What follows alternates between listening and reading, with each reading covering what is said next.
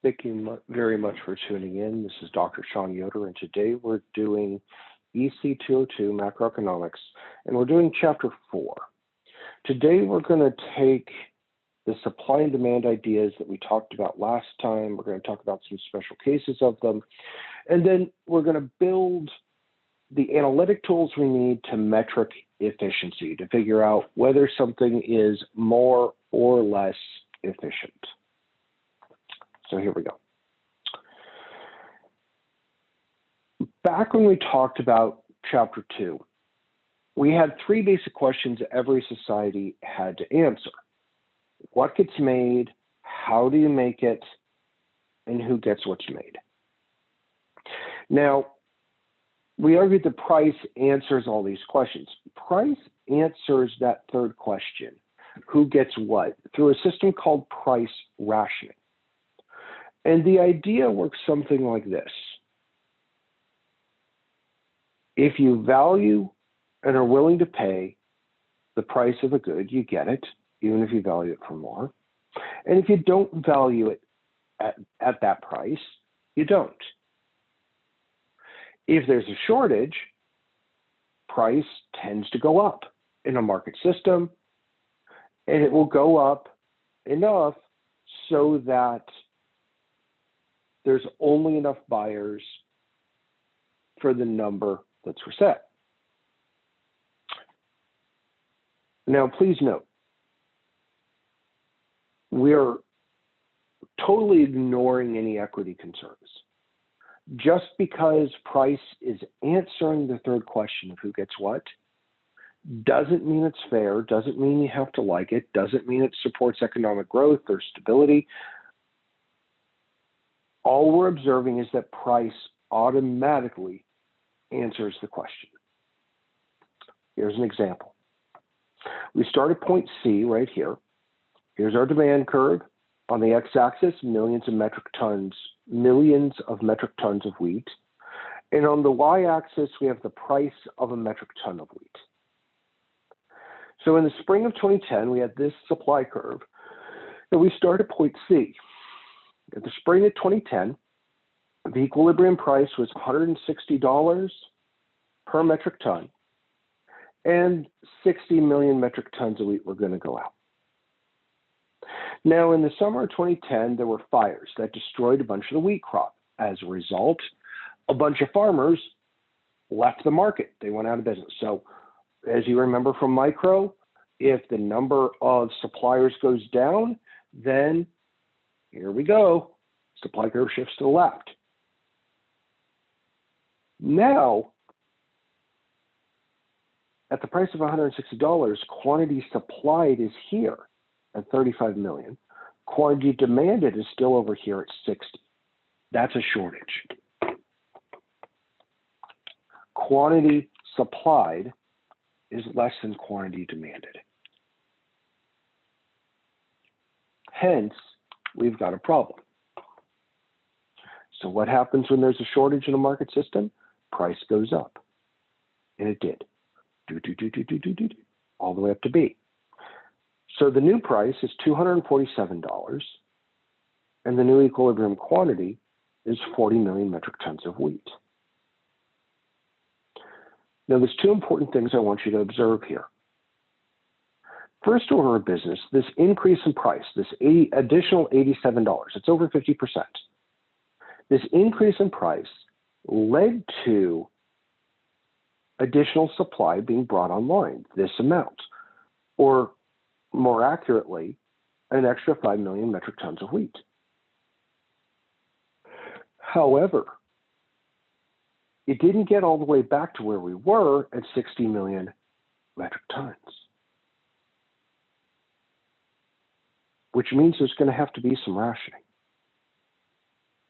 So these users on this line segment between point Bravo and point Charlie, these users value their wheat below $247, and they're going to get rationed out of the market.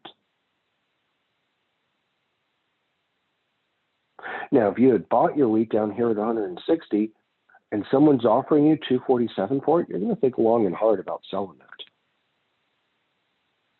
Why? Why? Well, maybe you reduce your, if you bake bread for a living and you're buying wheat for bread, maybe you reduce your load. The profit here, an instant 50+% profit may be enough to cover you, and you're going to think long and hard. But somebody's not eating their Wheaties because of this. Here we have a different example. Here's the quantity of Jackson Pollock's number 5, 1948. This is theoretically a rare painting. Never seen it. Probably should get a video of that, or a picture of that and put it in here. There's only one of them. And here's the price of the painting. Here's the demand curve. However, there's only one. Whenever you have a vertical supply curve of constrained supply, demand sets the price entirely. Now, this graph is just like eBay. You put one up for sale, right here. Bid, bid, bid, bid, bid, bid, bid, bid, bid, bid, and the last person standing, there's your price. There you go. So sometimes supply doesn't react to changes in price because it's constrained. This does happen. Now, sometimes governments, sometimes businesses don't like using price to sort out who gets what. Generally, they do it in the name of fairness.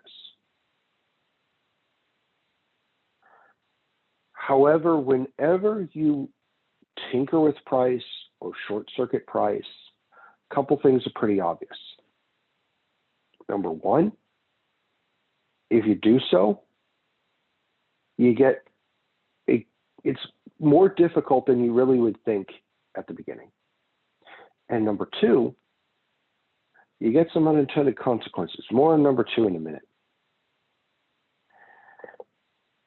So if you ever travel to China and you're not a Chinese citizen, be sure to keep your passport and identity information with you at all times. When I was in China, whenever you go to China, the Chinese government restricts the exchange rate for US dollars or any other currency to the Chinese renminbi or the Chinese yuan. Renminbi is for the people's money. Of course, I said it in a horribly awful accent and probably mispronounced it a million ways from Sunday, but their currency. Remember, the exchange rate is the price of one currency in terms of another. So when the Chinese set the exchange rate, they're not allowing supply and demand to determine the price of their currency. They're determining it themselves. They're short-circuiting price. And they do it in the name of fairness for their people. Now, if you have your passport or identity information, you can go to a hotel, pretty much any bank, ATMs, etc. And as a Western citizen, you're allowed to exchange effectively unlimited amounts of currency. There are no constraints on you. You can do whatever you need for your trip. Chinese citizens, by contrast, do not have the right to exchange unlimited amounts of currency. So each morning, government sets the rate, gets printed in the papers, etc. Now, if you don't like the currency, I was told there was something you could do. You go out the door of the hotel I was staying at, and you got to cross the road. Now, time out right there. This was the first time I ever played Frogger for real in real life. Crossing the road. Oh, man. You go forward, you step up. There wasn't a crosswalk, none of this nonsense. Just 4 lanes going one direction. It's like crossing an interstate. And man, I'm convinced some of those cars were speeding up when they saw me crossing. Anyway, you cross the road. Then there's this perpendicular road. You go on that. You pass the school on the right, armed guard. And you pass the convenience store. I used to go to that convenience store every morning. There's a sweet old couple that ran it. And I used to buy my water. I buy bottled water every morning for while I was out doing the stuff I was doing in China at the time. So I would have like 3-4 liters of water in my bag because I didn't want to drink the normal tap water. Past the convenience store, then there's this alleyway on the right. You turn down the alleyway, and it was the third door on the left. And you had to do the secret knock. Money, money, money, right? Then the door opens, and you'd see the Chinese version of Guido, right? He'll hook you up with a better rate for a little something, something, right? Now, the government minder, because I was part of a delegation, one of the first things they taught us when we got to China is how to, common ways to detect foreign currency. So you take out currency, and if we were in class, I would actually have the currency in front of you. Real authentic Chinese yuan. And you snap it. Snap the end of it. Authentic Chinese currency has a distinctive sound. Most counterfeits do not have this sound. That's the easiest way to detect fake Chinese currency. I was in a different city. I was in Qingdao, and I was out one afternoon with a couple friends, and we were out in the park, and it was a hot, hot day. And I wanted something to drink, and there was a vendor selling Sprite. Referred to as mistake number one. I did buy my Sprite, and it was thick like cough syrup. It was nasty. Anyway, I went up to this vendor, not knowing that the Sprite was what it was. I pointed to the Sprite, and then I made the symbol for cold, lingua franca, because I didn't speak enough Chinese to tell them what I really wanted. The last time I tried, I asked for sugar, and I mispronounced little white sugar, and it got mispronounced little white soup. So Mandarin and I don't get along real well as far as languages go. Anyhow, I made the lingua franca shivering cold that he nodded, reached into the cooler, grabbed a cold Sprite. He pointed at the price. I took out my money, counted it, and paid the man. At which point he reached into his pocket, pulled out his wad of cash, and counted out change. I took the change and I snapped it, just like I was taught. So I had the money in my left hand, and I took my right hand and I snapped the edge of the currency. I looked at the currency, held my left hand out open with the money on it, looked at him and just shook my head no. He took the currency, put it in his right pocket, reached in his left top pocket, took out other money, and then counted me out the change. I snapped that, it was normal, and away we go. The dude was trying to peddle fake money.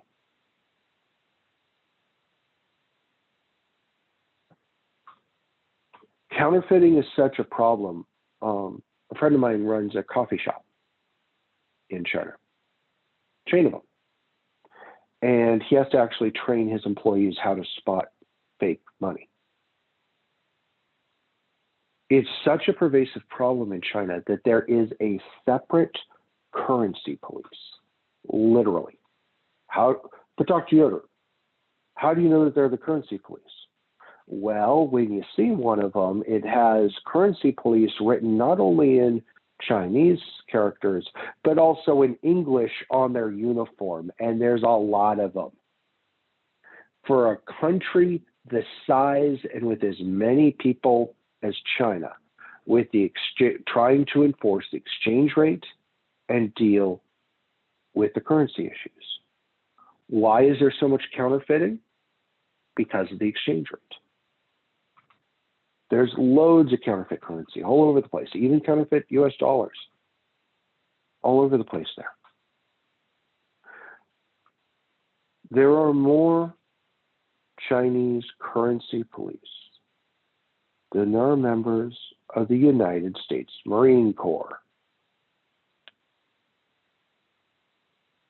Bypassing the price rationing system. It's not like, oh, we'll just set the rate, publish it in the paper, and everything goes. More difficult. They had to hire a complete and massive army of currency police just to enforce their bypass of a price system for the currencies.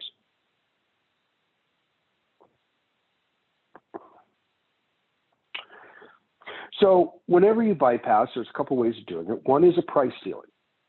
Now, price ceilings are a maximum price you're allowed to charge for the good, usually set by the government. Price ceilings, two things about them. Number one, they're intended to keep things affordable for normal people, for you and me.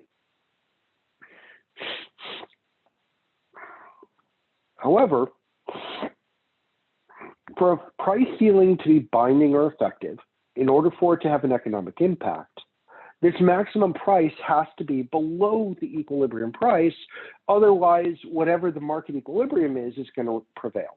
So a price ceiling, in order to be binding or effective, must be set below the equilibrium price. So let me give you an example.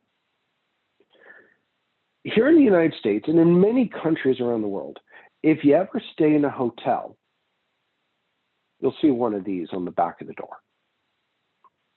Sometimes it says, welcome to, and it's got the name of the state and a list of all the lodging laws that they have there. I took this recently when I was staying in a hotel. And usually whenever I stay in the hotel, I look at this thing, and then I see this bit, and I just blew up this bottom bit so you could see it more clearly. Maximum rate, $299. Now, at this point, I look at that card, $299 a night, and I go, what? And I turn around and look at the room, and I go, huh? Look back at the rate. What? Look back at the room. For this? Huh?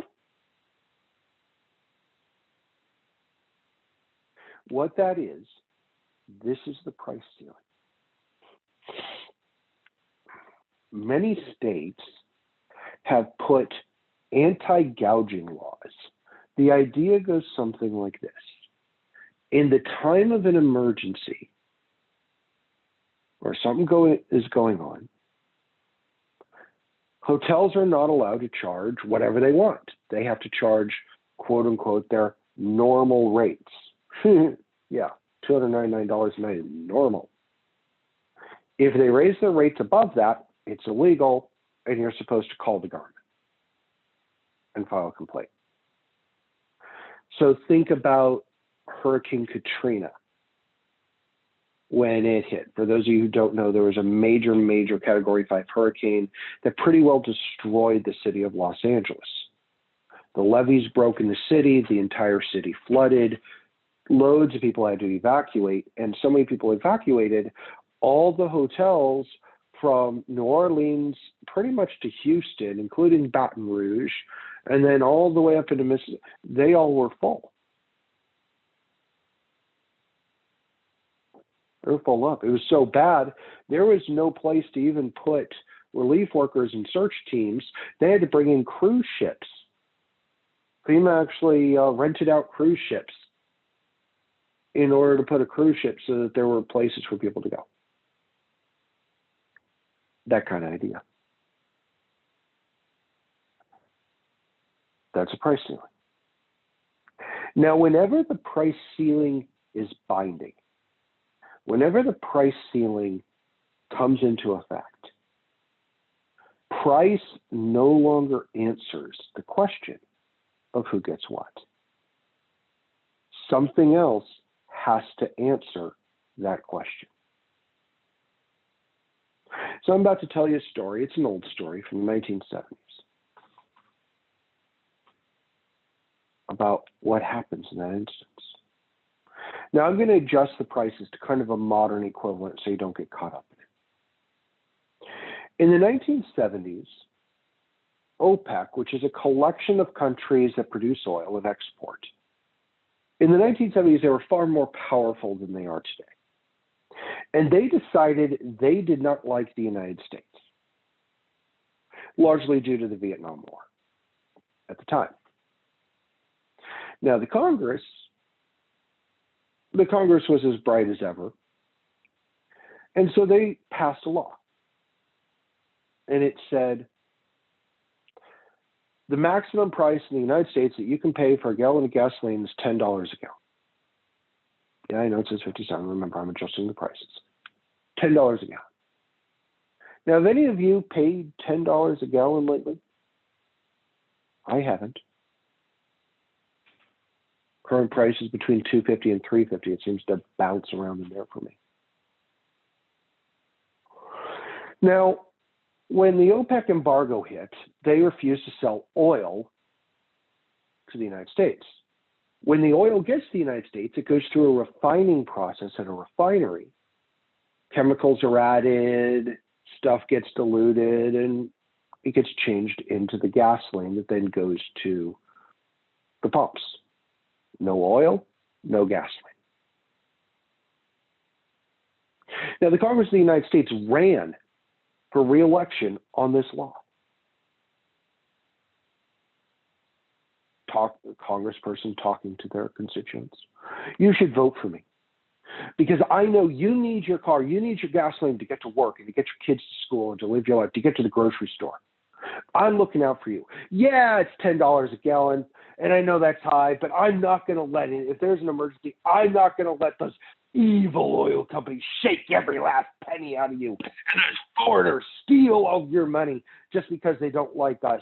We're going to look out for you. And you need this gasoline. You need it to run your business. You shouldn't have to pay an arm and a leg and get shut down out of your business just because these evil companies and these evil foreigners are trying to profit off of your backs. We got your back. We passed a law. Yeah, it's high, but maybe we can lower that down and tweak it. But we got you. Vote for me. And it worked. The majority of them got reelected. Yay. But as the embargo took hold, price of gasoline went up. From 3.5 to 5 to 7.50, and then it hit $10 a gallon. Now at this point, the law kicked in because you couldn't raise it above $10 a gallon. Price no longer answered the question, who got what? So you had to figure out how to answer that question. And this happened. These are the fuel lines for the 1970s. The way your life generally worked is if you lived with somebody, they would drop you off to work, and then they would go and immediately get into the fuel lines. This would take about 4 hours to get through, 4 to 6 hours. Now, these pumps here, there were quotas. You weren't allowed to pump and fill your tank. You could only buy a certain number of gallons each day. So you'd get your allotment of gasoline for the day, they would go pick you up from work, and then tomorrow we get back together and do it again, right?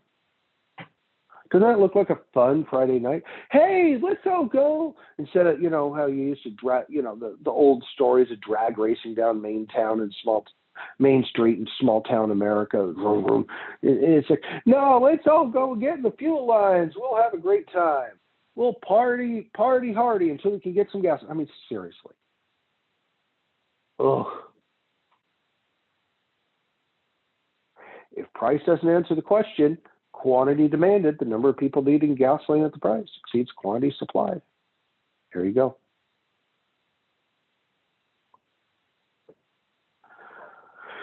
So going back to the old prices at 57 cents, quantity demanded down here is greater than the quantity supplied at the same price. Now the equilibrium price is all the way up here. However, we never got up here because of the law.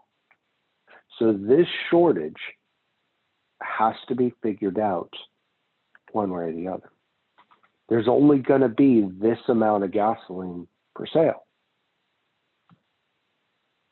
So I want you to notice something. Let me turn on my pen here, and hopefully I can draw straight. And no, I'm totally inept.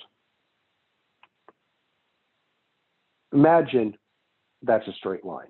I know, horrible. Imagine that's a straight line. This is the point of gasoline. Notice it's to the left of what the equilibrium would have been. If the Congress had just let the price go up, there would have been the supply response. There would have been more gasoline for sale for people. But because of the law, there was actually less gasoline, fewer gallons of gasoline available to the public. They're well-intentioned. Remember that statement earlier? Often distributes in ways you didn't intend. They're well-intentioned, oh, I'm going to keep it affordable, made sure that fewer people actually got what they needed. Herein is the problem of these type of regulations. So what was that? That's queuing. Everybody gets in line. But Dr. Yoder, come on, man. Come on, man. That's 1970s. That's 50 years ago. Who you kidding? We don't do that today. Really? Come on. What's this? Yeah, Black Friday. Actually, it's now Black Thursday, I guess. They open, non-COVID years during Thursday. What do they got? They got what? An iPad for sale for $100 or iPhone super cheap, like 5 of them. And so everybody gets in line. Doors open, everybody rushes. It's a mad scramble. And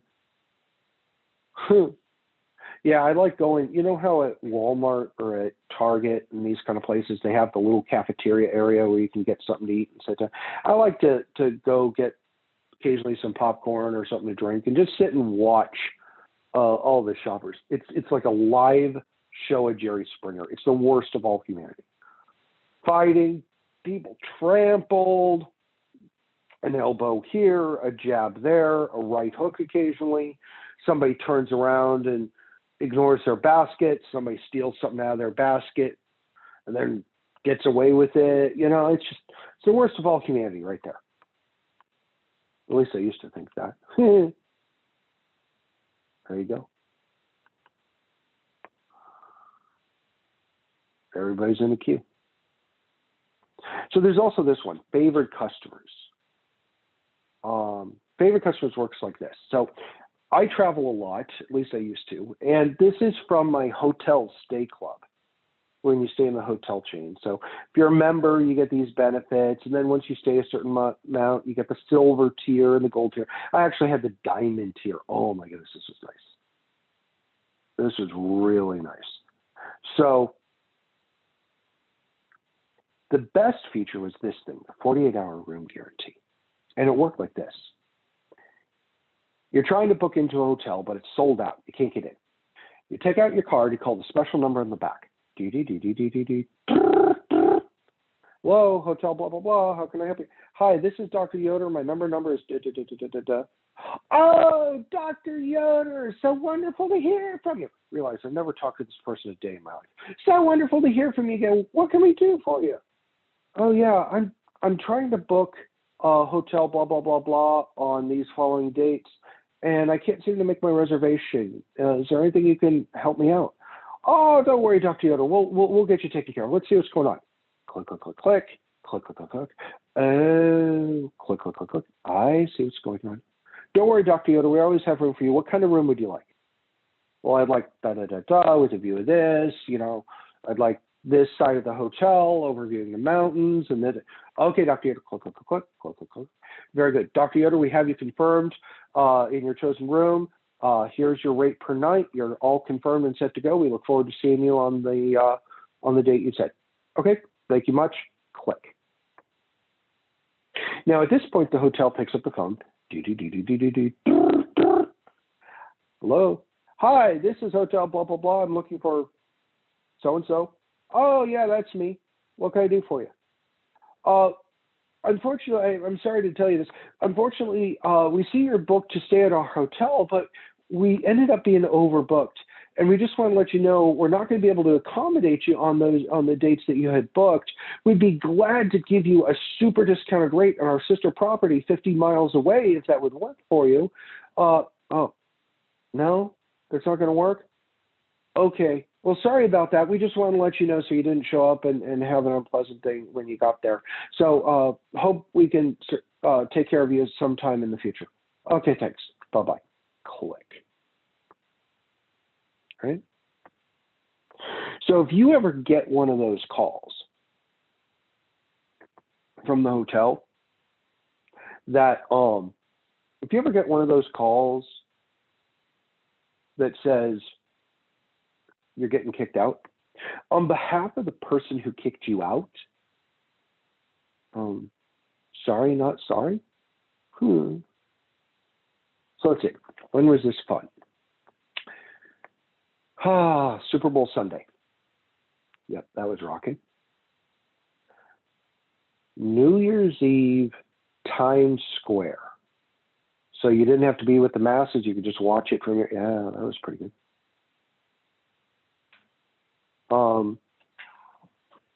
Year 2000 fireworks display with the hotel room overlooking the Eiffel Tower in Paris.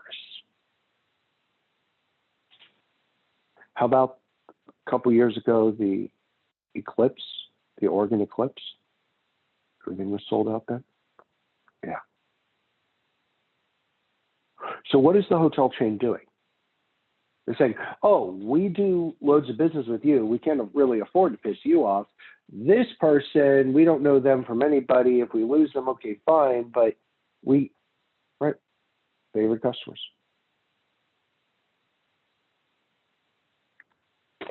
What else can you use? Well, there's ration coupons. Here's an example. This comes from Duke University. These are coupons from World War II. What happened is there wasn't enough gasoline and critical items for the war effort. So citizens were given these, and if you wanted to buy gasoline, you had to give them a coupon and some money. And this allowed a certain amount of gasoline to be sold to you for the war effort. Back in the Soviet era, in the Soviet Union, they had similar things. Now, the idea of the Soviet Union being a command economy, or at least mostly a command economy, was everybody worked according to their ability and everybody got according to their need. So let's say you wanted to buy bread. You'd get bread coupons. Now, everybody got according to their need usually meant number of people in your household. So you got coupons based upon the number of people in your household. You go to a baker. If they had bread, you'd give them a coupon and some money, and then they'd give you the bread. If you didn't have the coupon, no bread. Now, what if you really liked bread? Well, people used to exchange coupons. It's like, I don't really want the bread, but I want some meat here. I'll give you bread coupons. And they would kind of swap coupons. However, if you went to the baker and gave them too many coupons, you'd get in trouble. The baker could turn you in for a reward, and you would be sent for, I believe the Soviet phrase was re-education. You can use your imagination as to what re-education meant.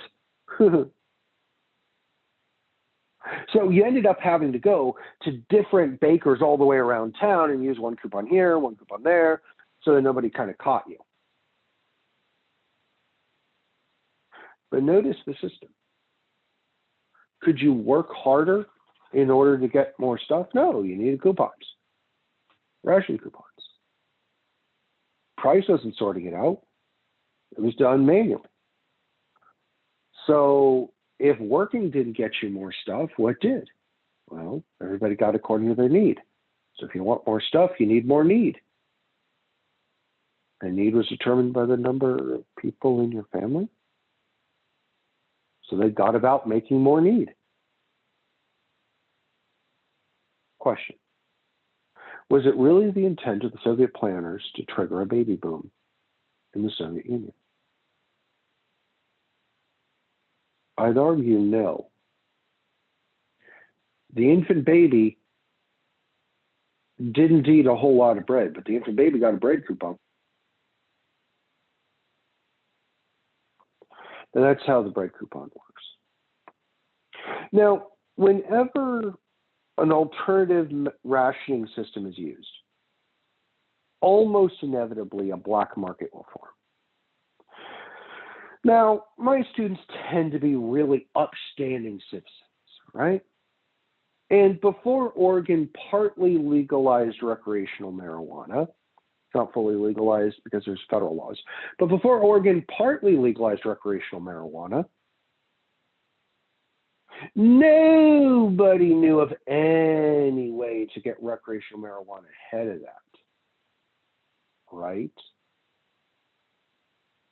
And nobody, none of you guys under the age of 21 knows anyone who buys alcoholic beverages and gives them to people under the age of 21 for a, quote, delivery fee, end quote, right?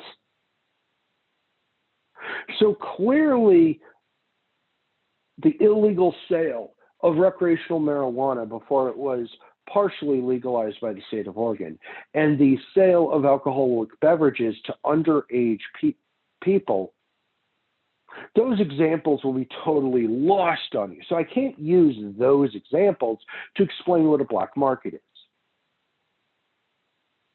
So to help you out with this, just think of, in the story I told earlier about China, just think of the Chinese version of Guido, who was exchanging money for the illegally at a better rate. That's a black market. Totally illegal. If you get caught, usually you go to jail. Yeah. So black market. Happens all the time. For example, this is tickets at the Staples Center. There's a fixed number of tickets in the building. If the tickets are for sale at $50, quantity demanded at $50 for whatever this concert is exceeds quantity supplied. So what happens? All these tickets get gobbled up at $50, Ticketmaster, whatever, and then they come up on sale. You know, some places like the state of Colorado, in Denver, if you ever go to a Rockies game or a Broncos game, scalping tickets is illegal. But whenever you go to the stadiums, you know where the guys are standing up, holding up tickets? Yeah, they're scalping tickets. They're selling tickets. Now, they do that in Colorado, but they found a way around the scalping law. And what it is, assuming the tickets are genuine, which they're not always, what they do is they actually buy these tickets off of people who can't go. So if you have tickets for a concert that you can't attend, you go up to the scalpers, and maybe your tickets are $50 and they buy them for 10. And then that's what they do. So, but in general, you know, it's illegal. They have plainclothes police officers going around trying to see if somebody's going to scalp the tickets inappropriately. For me, I used to always just walk up, and whichever game I wanted to go to, whenever I went to a Rockies game, I just walk up and be like, "Oh yeah, hey, yeah, I need 2 tickets. Okay, how much is this? Here you go," and I just get right in. I guess I lived in Awareness, Centera. But there you go.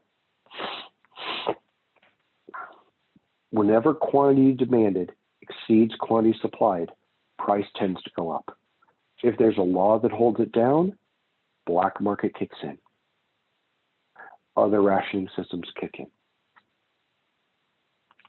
Now, the opposite of a price ceiling is a price floor. Price floor is a minimum wage below which you can't trade or you can't sell things. Now, price floors are intended to give sellers a fair price for their goods. For a price floor to be binding or effective, for it to have an economic impact, it's got to be above the equilibrium price. If the equilibrium price is higher than the price floor, that's what you pay. Now, they like minimum wage. I hate the minimum wage example, so I'll give you a better one. Now, in the New England states, now New England is a group of 6 states in the far top right of the United States. So if you're looking at the map, in the top right, there are 6 states. It's Maine, Vermont, New Hampshire, the Commonwealth of Massachusetts, Rhode Island, and Connecticut. Those 6 states are really close together, and they each have their own state legislatures, their own governors, their own everything. So for years, the dairy farmers in those states, one state would give a subsidy for the dairy farmers, help them to lower the price, then they turn around and start selling to other states at so low price, putting in other states' dairy farmers upset. So it was causing a mess. So the federal government stepped in and said, you all stupid. And they passed a law called the New England Dairy Compact. Now, this law set a minimum price for milk in New England. So you know how when you go to the grocery store, the milk's like always in the back, right? So you walk by all the impulse buy aisles, you get to the back, and during this time in New England, you get all the way back to the dairy case where there's, you know, the pints, the quarts, the gallons, the half gallon, all these things. And then on the shelf, on the rack, there's the little price tag. Next to the price tag in New England would be this little sign, and it would say minimum price. This is the minimum price allowed by law. Translation: if you ever find milk cheaper somewhere else, call the feds. They're breaking the law. And the intent was to stop the dairy wars so that the dairy farmers in New England and the legislatures quit subsidizing it, and everybody didn't get put out of business. That was the idea. So dairy farmers in New England got a price floor. Now, when there's a binding price floor, where the price is above the equilibrium price, you automatically will get a surplus of the good. But here's the problem with milk. If you have a surplus of milk, what are you going to do with it? So when NAFTA was negotiated, the North American Free Trade Agreement, Canada said, yeah, you ain't doing that. We're not taking American milk. Why? It's because of the New England Dairy Compact. If you're a dairy farmer in New England, and you've sold everything you can, and you've got all this excess milk laying around, how much money would the Canadians have to give you for the milk for you to sell it to them, right? Like 1 penny above the shipping cost, because otherwise it goes bad and it's a waste anyway, so you may as well sell it to them for anything. Canadians said, no, we're not going to take your subsidized milk. It's going to put our dairy farmers out of business.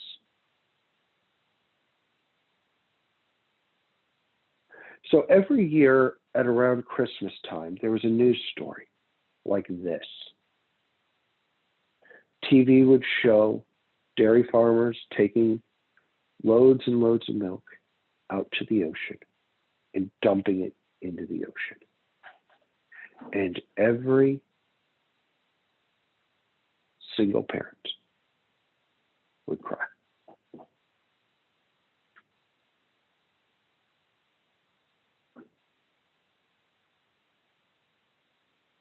What happens when there's a binding price floor? There's a surplus. And when there's a surplus, there you go. Okay. But we need to metric efficiency. So we've got a couple ways in economics to do this. The first is consumer surplus. Consumer surplus is the difference between the maximum amount a person is willing to pay and its current price. So let me give you an example. So as I'm recording this, I'm about a month out from Valentine's Day. Yes, you need to be thinking about Valentine's Day. I don't care if you're listening to this in the heart of summer.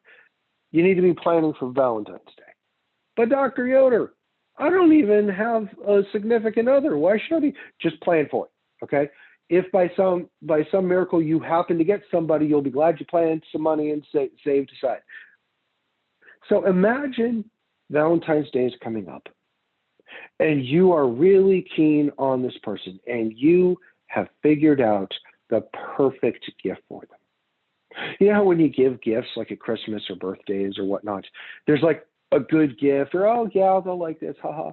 And then there's this one gift when you figure it out. It's like, oh my goodness, this totally knocks it out of the park.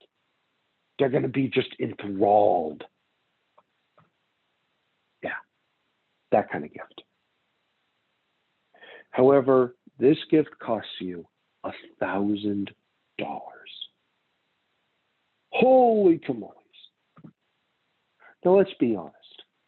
I ain't paying no $1,000 for a gift for somebody if I'm not really all in, right? But you are. You're all in. Gift costs $1,000, but it's perfect. You've been saving for the entire year to buy this Valentine's Day present. Valentine's Day is coming up. You transfer your money from the savings into your checking. You're all set to go.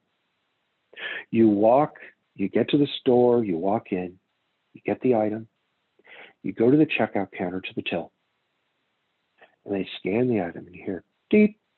You guys know that sound? Deep. So you hear that sound, deep, and the display, you know how the display on the till says the name of the item and then the price? So you hear, deep, and then the display shows the name of your item, it's the correct item. And then you see the magic word, sale. And the price displayed is $49.95. Now hit pause right there.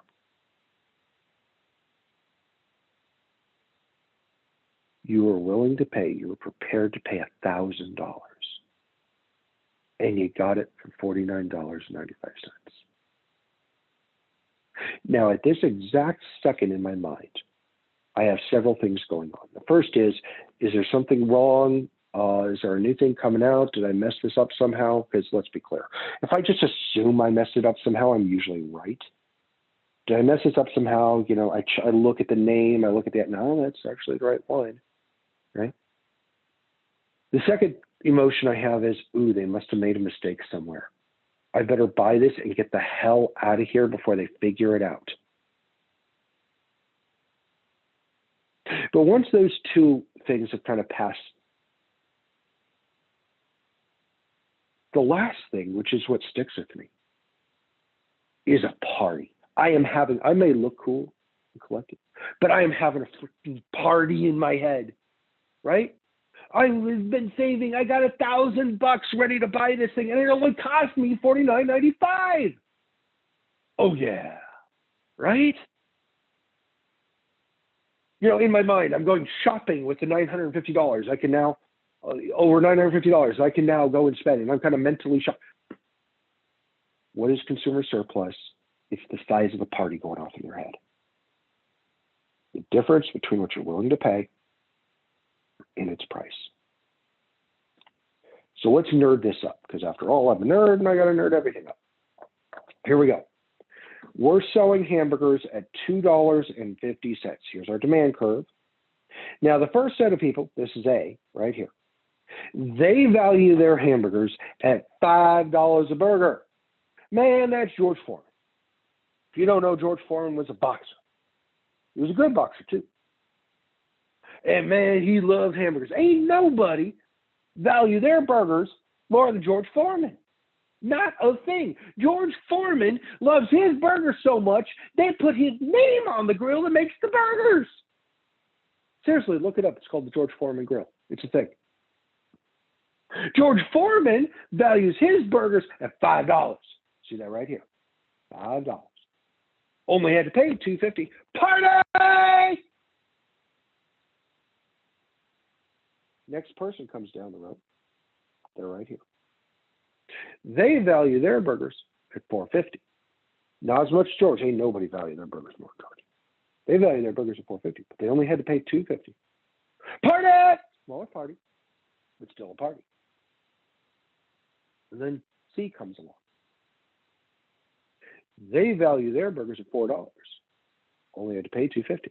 Party! Again, smaller, We keep getting smaller each time. We keep doing this until we get all the way down here to E. Now at E, they value their burgers at $2.50. They pay $2.50, no party, but they got a fair meal at a fair price. Anything past this, they have to pay more than they value it. So after E, nobody's going to be buying. So if you add up all the party, which is this blue bar here, and you do it for every single one, this is millions of burgers. If you do it for every person all the way for all these millions of burgers, you get this triangle. Now, for those of you in need of geometric enhancement, please recall the area of a triangle is 1/2 base times height. So we know the y-intercept here is above $5 because $5 is a day. So we'll say it's $5.50 for argument's sake. The base of the triangle is 7 minus 0, so that would be 7. The height up here would be $5.50 minus $2.50, so that's $3. So base times height is 3 times 7, or 21, divided by 2 is 10.5, and that's millions of hamburgers. So in this market, the consumer surplus is $10.5 million is the value of this market.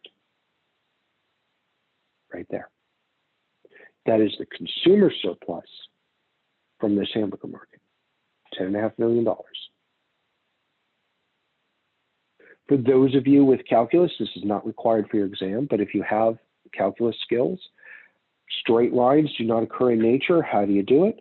You take the integral of the inverse demand function, evaluated from 0 to the equilibrium quantity. Then you subtract the price times the quantity, which is this rectangle here, and that will give you this area under the curve. So that's consumer surplus. Think of it as the hero in our story. Now, every hero has needs. Batman needed somebody. Batman had Robin. So we got our Batman. I am Batman. Consumer surplus. Here's Robin. Producer surplus. Now, producer surplus, the difference between the current market price and the cost of production of the firm. Okay, yippee, Dr. Yetter. Well, wait a minute, Dr. Yetter. Current market price. That's the revenue the firm gets for making the good. So the difference between revenue and cost has another name. It's a P word. It's not party, although it can lead to parties sometimes. It's profit. Producer surplus is a really fancy name. You're saying profit. So let's nerd this up. We're selling our burgers at $2.50. First set of burgers cost us 75 cents to make. There we go. Sell for $2.50. Cha-ching! Profit. Now for the next set of burgers, I had to bring on a second grill and hire somebody to run that because, you know, my employees were already going as fast as they could. I had to hire more. It cost me to add, you know, it cost me more per burger to add the second grill. As well. Those of you with micro remember, supply curves represent costs. I'm selling my burgers at $2.50. This set of burgers cost me $1 to make, but it's still a profit. Smaller than the first batch, but still a profit. Cha-ching! Then we get to see, now I got to expand my location, build out more seating. Selling at $2.50. It's costing me $1.50 now. All right. Still making money. Cha-ching! Keep doing it all the way up to E. Now at E, we go ahead and produce it. We don't make any profit on it. But, you know, customer stat, consumer loyalty, etc. After E, we don't produce it. Why don't we produce it? Well, the cost exceeds what we get for it. I've actually had this happen to me once. I was in Western Colorado, and they sell this ice cream cone that literally the ice cream is 2 feet tall on the cone. It was the monster cone. Literally, they stack up the ice cream. It's 2 feet tall. Anyway, they only sold a certain number that day just because it was so much, they were taking losses. And so they'd only sell a certain number that day. It was totally awesome. I just happened to be the one that they didn't sell to. It's like the guy in front of me got it and I didn't. It's like, oh, I went back the next day and got it. But yeah, sometimes marginal cost is just too high. The supply curve is too high. They won't offer it. So again, area of a triangle, 1/2 base times height. For those of you with calculus, you take price times quantity, which is the entire rectangle, minus the integral of your inverse supply curve from 0 to the quantity. And that will give you your producer surplus. So at market equilibrium, where quantity supplied equals quantity demanded, the total area of the consumer surplus in blue and the producer surplus in red, adding those two together, you're never going to get more surplus, total producer and consumer surplus together, than you will right there.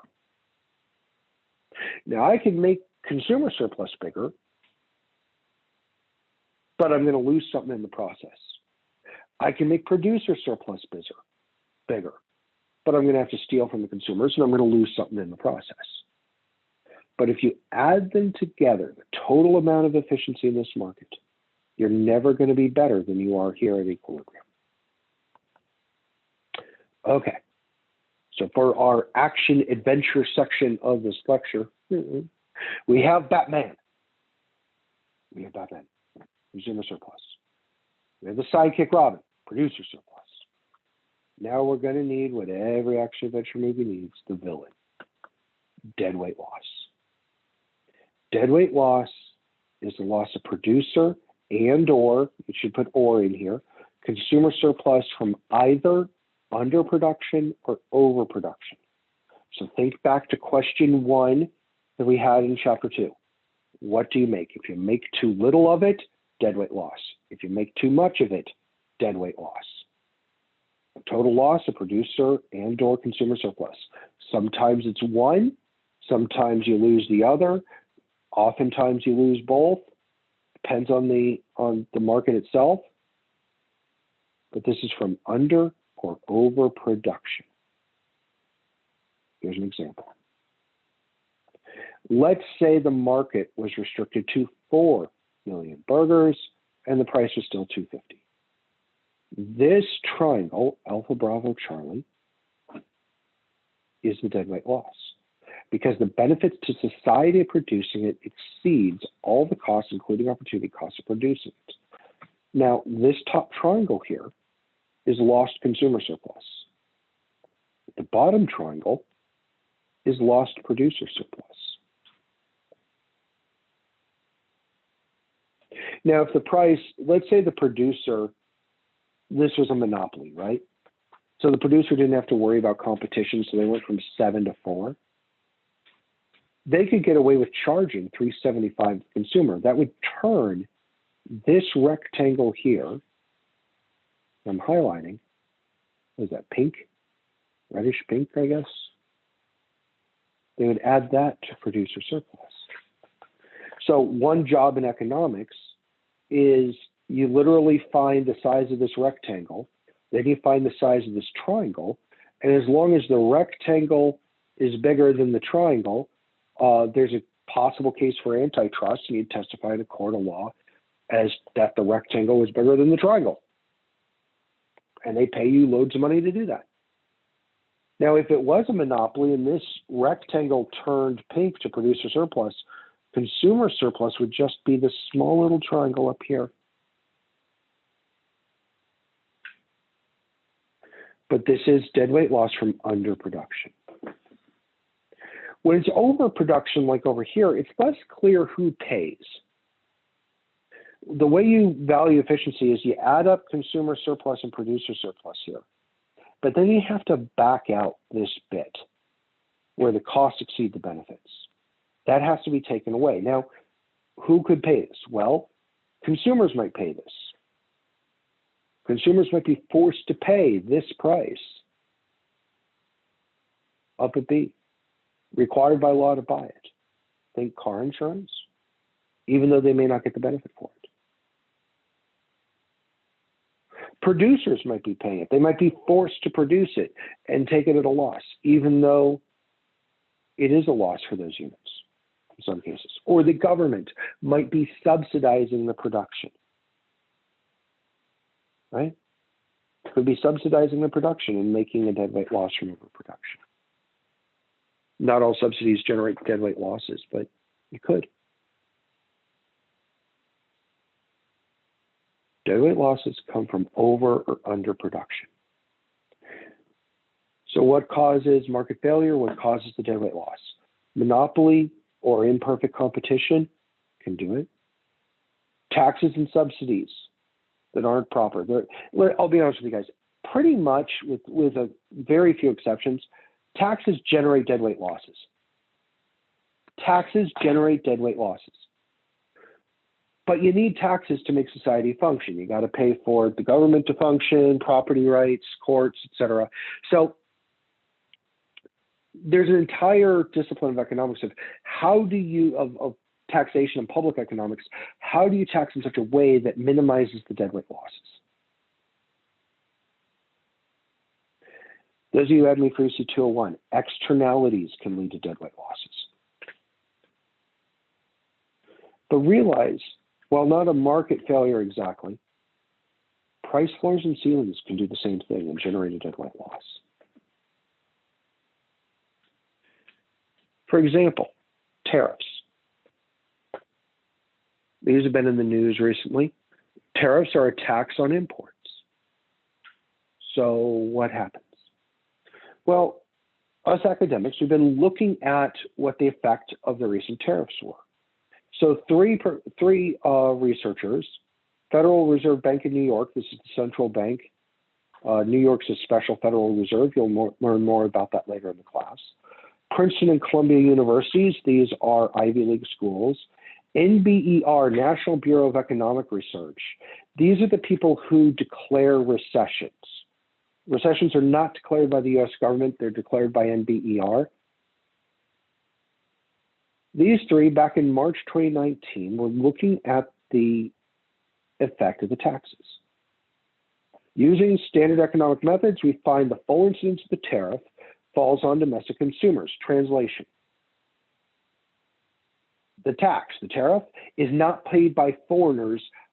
All the money of the tax is paid by domestic consumers.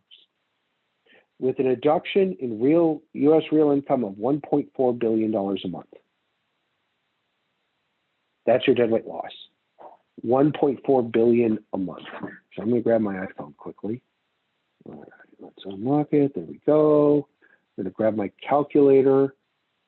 1.4 billion a month times 12 months is $16.8 billion a month.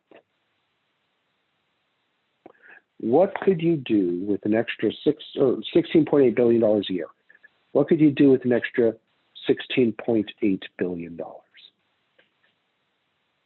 The losses to the United States from the tariffs are $16.8 billion. Now, some of that is lost corporate profits, producer surplus. Some of that is lost consumer surplus, where people have to pay more for goods that they were buying. However, the foreign countries who retaliated against the United States, they had reduced real income as well. Now, I want you to notice something about this. This article is not saying whether we should or should not do it. There's no normative argument here. Maybe it makes sense to do this. Maybe it doesn't. All that's going on is positive economics. They're measuring the deadweight loss. But Dr. Yoder, what about the jobs that came back? Yeah, they got that. They took that into account. There's still a deadweight loss.